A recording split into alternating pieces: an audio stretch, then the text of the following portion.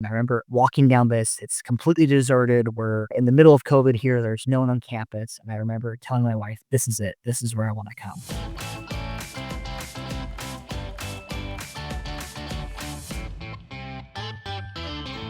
Hey, everybody, welcome to another episode of Get to Be School. This is your host, Drex, and I am grateful that you're here. Thank you for spending this time with us. I will never stop saying that, and I will never stop meaning that. Before we get to any of the show, a reminder that today, Monday, is the first day of Leland's MBA Admissions Week. So it's a completely free series of events. Today's the first of them. Be sure to still register and join if you are considering business school at all. It's totally worth your time. The week will feature a series of online sessions hosted by some of Leland's top admission coaches. These coaches have helped hundreds of applicants get into schools like GSB, HBS, Wharton, Kellogg, Booth, and others. So worth your time. Check it out. There's a specific link for this show. Please, be sure to use that one so they can see that you came through the show. Okay. And now besides that, our guest this week is a close friend of mine, Crandall, just completed his 2 years at Wharton. He kind of gives a perfect painting of two sides of a coin, where one side is amazing travel, really awesome, fun experiences. He talks about the WHL. Be sure to pay attention for that. I love that little story in detail. And then he also gives great insight into the amount of work it takes to score the professional opportunities that you want when going into these programs. So he was successful in landing a very great private equity position, but it took a lot of work. And I'm grateful that he would kind of give some insight into his journey. Be sure, please, to subscribe, share, interact with the show, do what you are doing. Thank you so much. Just keep doing what you're doing. And now we'll get to the good part with Crandall. Connor, thanks for coming on the show, man. Of course, Drex, I'm so happy to chat with you here and excited to be on the podcast. Yeah, you're good to do it, man. This is one that I've wanted to do for a while, so I'm glad that it's happening. I don't know how you feel, but I almost feel a little melancholy doing it because you just graduated. You just wrapped up your Wharton time. The 2 years are behind me and it's bittersweet. I think there's some things I'm happy about, some things it's sad. Mostly, you have to start working again, and kind of this 2-year vacation is coming to an end. So it's a bittersweet feeling, but I'm excited for the next chapter. I know that it was not all vacation. You worked extremely hard, especially in recruiting, but you had some amazing trips. We'll get to them, but just as a teaser, you did some of the things that I only dream about doing. So your MBA program was awesome from the outside looking in. They were fun. As my mom said, she says, I think you do a lot more traveling and playing than studying. And it was a bit concerning to her. And I think she's really right in that assessment. And it's the Katrina that I'm impressed with. So we'll get to that. We'll get to that. I want to share really quickly, selfishly, my favorite Connor memory. We were living in New York City at the same time. And on Thanksgiving morning, the tradition for a lot of our friends was to wake up around 4 and go and stake out a spot for the Macy's Thanksgiving Day Parade. And lo and behold, if Connor isn't there when I show up at 4:45, what is he doing on the curb in the dark in New York City? He was working on a deck. He was in investment banking at the time, and he was doing some kind of magic at 4:45 in the morning in the freezing cold outside. Yeah, those were some dark days. I'm glad that was a memorable memory for you. As I think that has probably left some trauma for me that I'm trying to forget, candidly. Yeah, that was a fun time. Connor, let's dive into a little bit about you. Can you tell the listeners what you're excited about going forward? You just graduated. Give them a little bit of insight into who you are. Yeah, absolutely. So I'll just kind of give a quick rundown of myself. So from Salt Lake City, Utah, and actually Drex, I went to school, I think high school and college with Drex's wife. And so I've known Drex here for a number of years, but I did 2 years of investment banking at JP Morgan and then 2 years of private equity at Warburg Pincus in New York. And then as Drex mentioned, I just finished my MBA literally last week at Wharton, and I'm sitting here in my Philadelphia apartment looking at a bunch of boxes I've been packing up, and moving day here is in the next few days. And so it's kind of a surreal feeling, and I'm off to my next chapter here. Man, I imagine it is surreal. Connor, you were the first friend of mine that went to business school. I had heard of people going and I had met people who went, but you were the first true friend that showed me what it looks like. When did you know you were going to go to business school? I don't know what I knew is the right question, but I always had this interest from a very early age, and I don't know where it came from, but I remember in high school meeting some friends' parents and meeting kind of neighbors and chatting with people who worked in business. And there's kind of this recurring theme of the really successful people I had chatted with and gotten to know, and it all, all the parents had gone to business school. And that was something that kind of, this light bulb went off in my head of, okay, I should go to business school. What's the path to do it? It started to become kind of on my long-term roadmap of something I wanted to do. Huh. Okay. Okay. You're a finance guy. Was it always Wharton or bust? It's interesting. I remember my plan was I wanted to do IB, go do banking, and then PE, and then go to business school, very kind of standard 2 year cadence. And I remember during COVID, I was with my wife and we said, let's travel to somewhere and go visit some business schools. And the one I really wanted to visit was Philadelphia. We'd never been. I wanted to visit Wharton. And I remember in Wharton, they had this locust walk. It's kind of the typical, think of this, very green. There's this,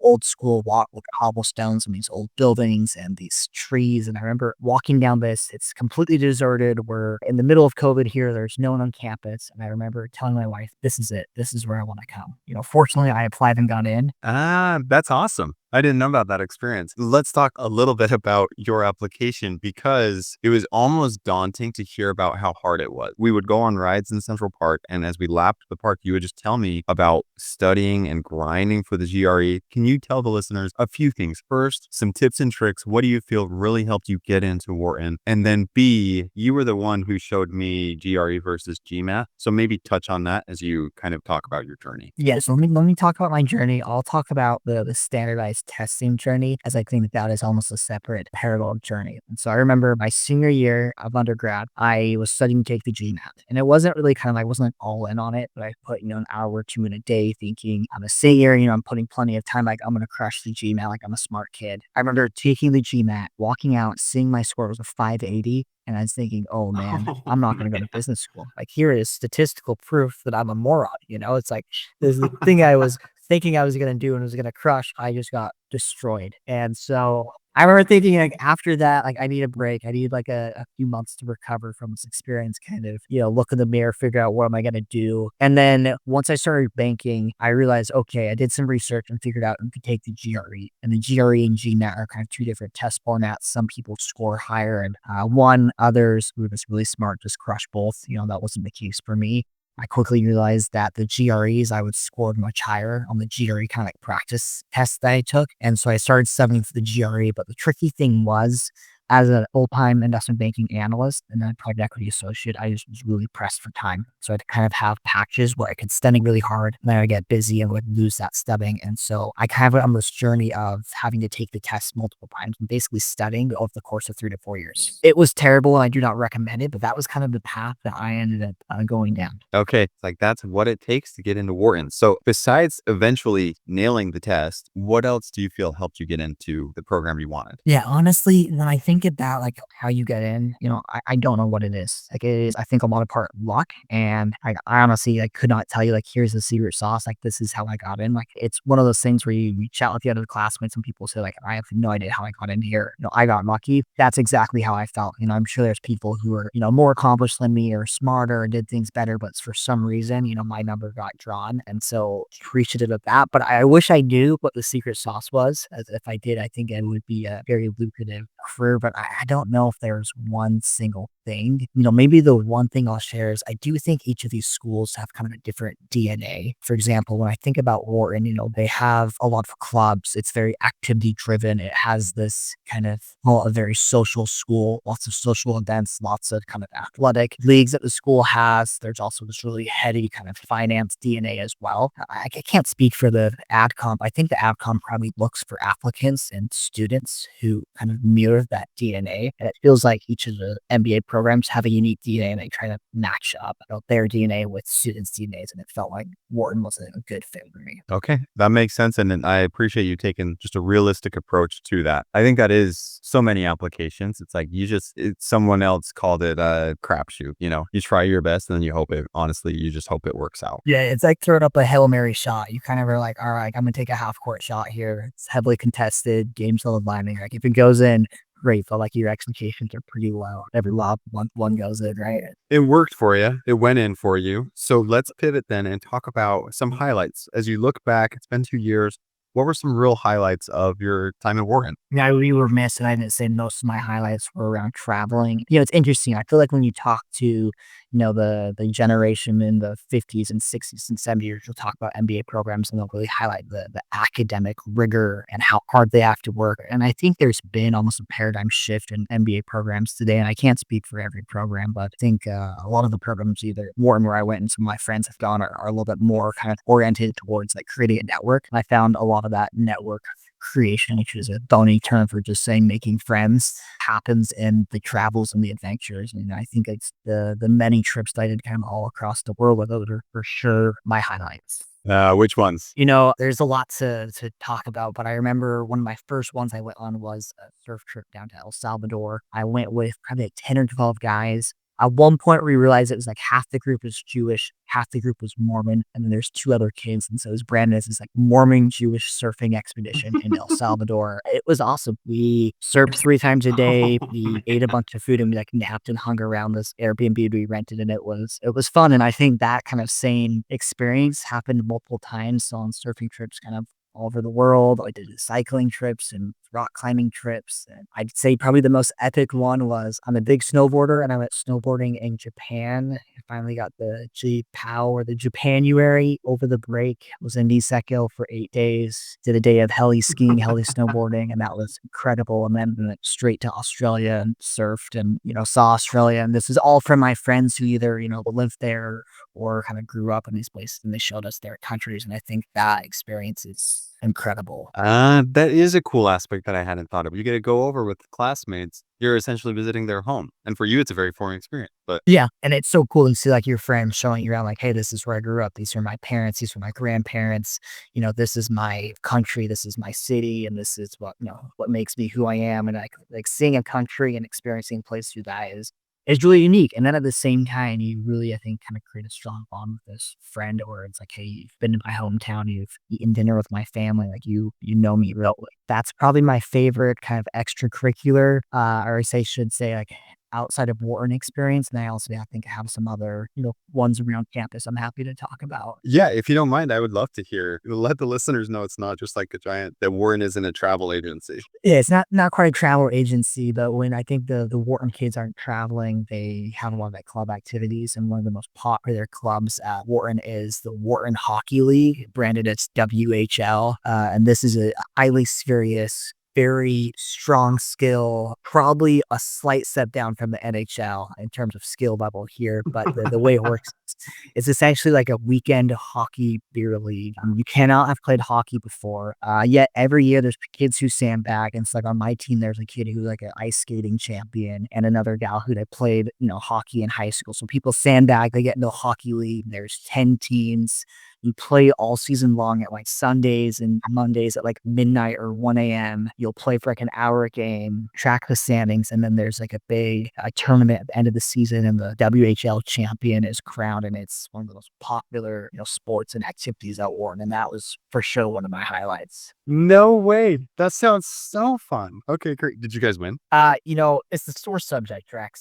My first year, we were the regular season champions. And then we had an early first round exit that was a bit shocking in the playoffs, which still hurts. And then this past year, unfortunately, I think we went from first to worst, and so a little bit of a fall from grace. Yeah, it's a little bit of a bitter ending, but nonetheless, like, a great experience. That's so great. Okay, help the listener who wants to go to Wharton to pivot, or not necessarily even to pivot, but for the career development. How do you deal with that juxtaposition? You're traveling, you're partying, you're having a ton of fun. You worked really hard, and you, at least in my mind, you reached your professional goal that you wanted. Yeah, it's interesting. I remember when I left to go to business school, one of the senior VPs I worked with at Warburg, the private equity fund I worked for, told me, he was an HBS guy, and he said, "Look, when you go to business school, there's kind of 3 categories. There's academics, there's social, and there's professional." He said, "You can really only do 2 of the 3 well, and you have to pick which 2 you want to do." And that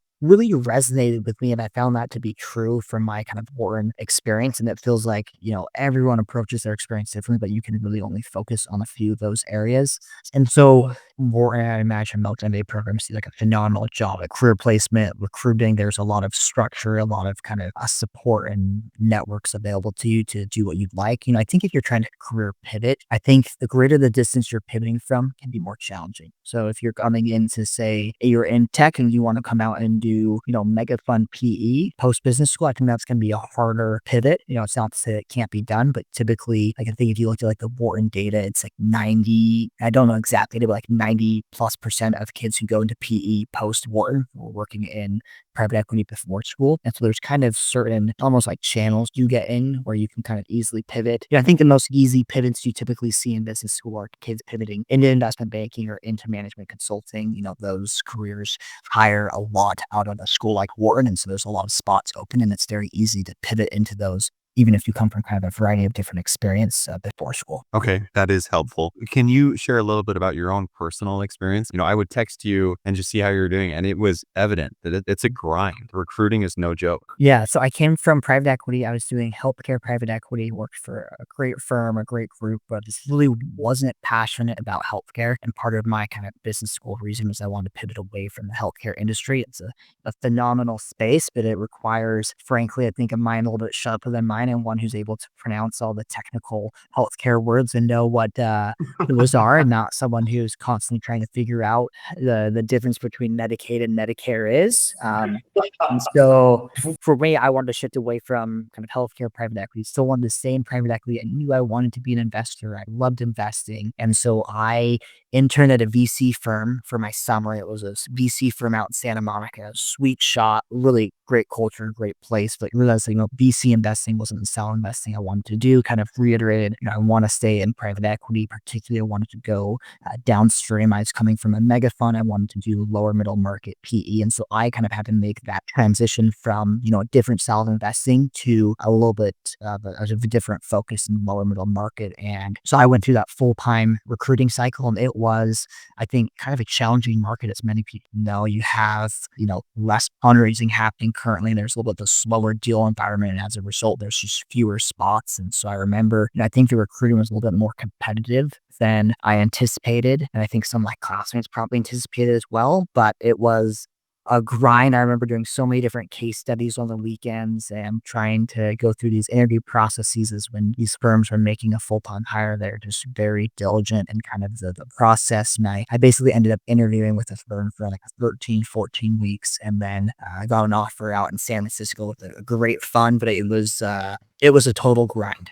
And I think that's one thing I think you got to kind of be realistic about is when you go into school, like at some point you're going to have to go through that recruiting grind. It's not, it's not all traveling and surf trips to El Salvador. There's a lot of kind of the emphasis on the recruiting part, and that will, it's easy to carve out time for that, knowing you're having a great 2 years. Awesome. This has been so nice to hear just both sides. You've done a great job at sharing both sides of the coin. Is it okay if we finish up with just advice? What is Connor telling to the friend who's coming to him now that you're done and they're considering business school? What's your advice? Yeah, I think my advice on business school would be, know why you want to go. There's a million different reasons, and each person's reasons are going to be bespoke to them and unique. And that's great. But I think you got to understand kind of the trade-offs as there are, trade-offs for going. Two, I also think it's helpful to realize that, there's so many different pathways to success. I think a lot of people, including myself, okay, I need to do banking, PE, business school, and then like that's the golden route. And I don't think that's true at the end of the day. I think there's so many different pathways that you can follow to be successful. And sometimes people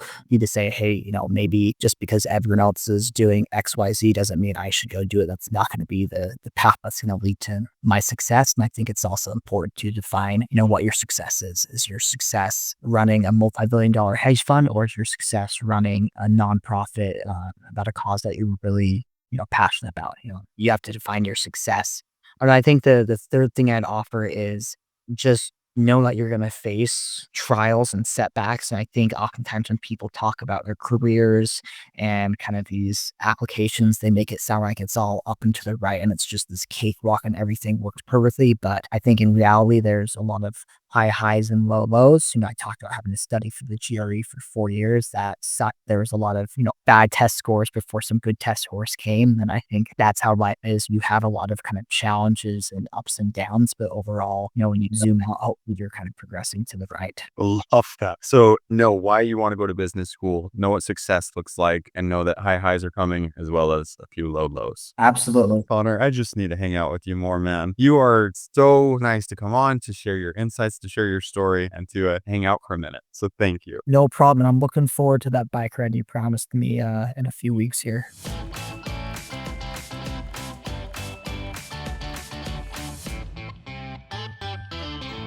Didn't realize we were supposed to be having mustaches here. I literally shaved 30 minutes ago. So I apologize for that.